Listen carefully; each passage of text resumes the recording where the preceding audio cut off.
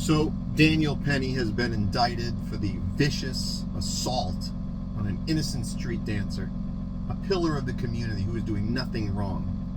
He's seen the Michael Jackson impersonator moonwalk backwards onto the train. He quickly donned his Klan hood and leapt upon him with the intent of ending his life for no other reason than that he was black. You know, this whole situation is reminiscent of the Kyle Rittenhouse situation, or the guy in the bodega who defended himself and was sent to Rikers Island for it. You know, I heard people talking about Kyle Rittenhouse saying, well, he was a kid and he shouldn't have been there. You're right. You're right. Men should have been there. Where were the men? In this case, in New York City, where they're annually butt-fucked in taxes, where were the police? You're paying that much in taxes and there's no fucking police around? In the subway system, where people are pushed in front of trains and assaulted and fucking mugged regularly, no police around? So a citizen decides to stand up and make safe the area around him, and now he's being indicted. They won't go after you if you rob. They won't go after you if you're a rapist. They won't do any of that shit. But if you try and stop a robber, you try and stop a rapist, you try and stop an assault, then they're coming after you. The lesson to be learned in this is, if you're walking down the streets in New York City, California, Washington State, Chicago, and you hear a woman screaming for help in an alley, help, help, I'm being raped, what you should do is stuff your hands into your pockets and whistle and walk. Because if you go down there and it's Jason fucking Voorhees going to town on this chick, and Jason has a skin tone slightly darker than your own, and you happen to hurt Jason, you're fucked. You are fucked. That's where we are. They want good men to do nothing.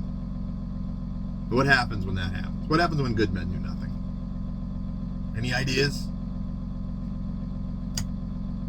It's yet another example of unequal application of the law in lawfare. Now, what happens when there's unequal application of the law, and it's this fucking blatant, is eventually people, they have enough of it, and then bad things happen. And we don't want to go there. Trust me, guys, you don't want to go there. I'm not like Rambo or anything, but I've seen combat and I've seen what it does. I've seen what it does to the areas where it happens. I've seen what it does to people who are not even involved in it. And you don't want any part of it. You don't. You really, really don't.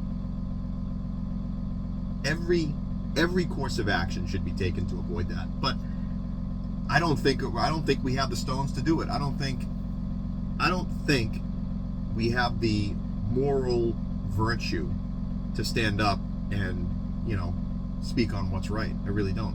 Look at what happens when, like, a street protester, right? Someone brave and or stupid enough to wear a MAGA hat or carry a sign that says something true. Anything. Water's wet, the sky's blue, men are men, women are women, leave the kids alone. Basic common sense shit like that. What happens is they get assaulted by the Antifa idea, and then the police roll up and they arrest the guy who got assaulted. You know why?